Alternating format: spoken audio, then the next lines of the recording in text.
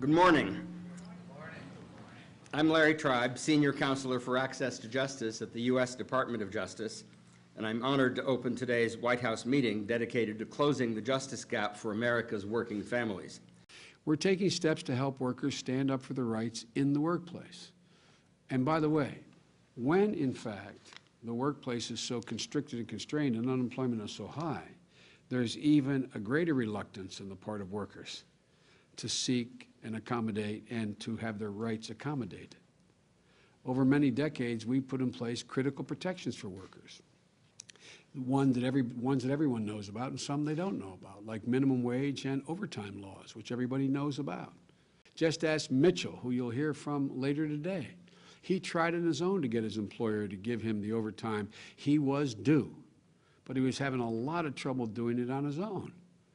As soon as he got a lawyer, though, he started making progress and was able to quickly settle the case.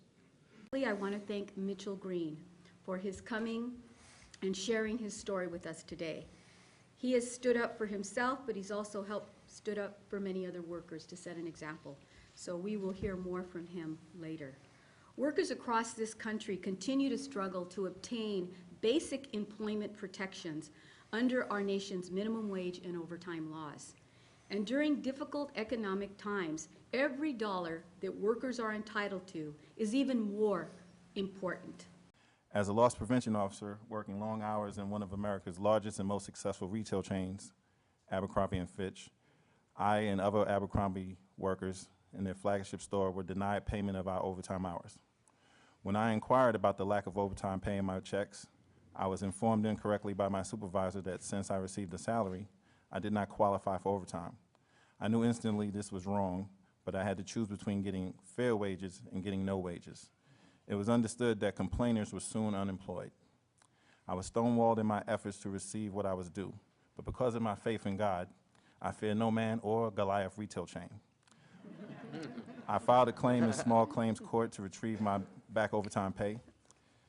I was concerned that even if I won, my coworkers would still be mistreated and cheated out of money.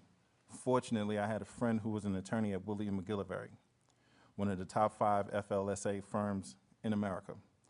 Within days of contacting them, Greg McGillivary and attorneys from his firm came to New York City, met with my colleagues and I, and interviewed us about our job duties and quickly confirmed my belief that as loss prevention officers, we did not fall into any exemptions from overtime laws of America. In America, the most basic, fundamental, fair labor standard is that when you work, we get paid. And when we work overtime, we're entitled to get paid a premium for working long hours. It's that simple. Apparently, however, employers large and small all over America, all over this country, violate this basic principle. They increase the justice gap in America by working employees long hours and denying them their due wages. Unfortunately, the average American doesn't have access to a prestigious law firm like I did. Within days of hiring private counsel, a lawsuit was filed on my behalf and on behalf of Abercrombie workers similarly situated to me. Within days of filing suit, a settlement was negotiated. With my and other employees' approval, we received a check for our damages soon thereafter.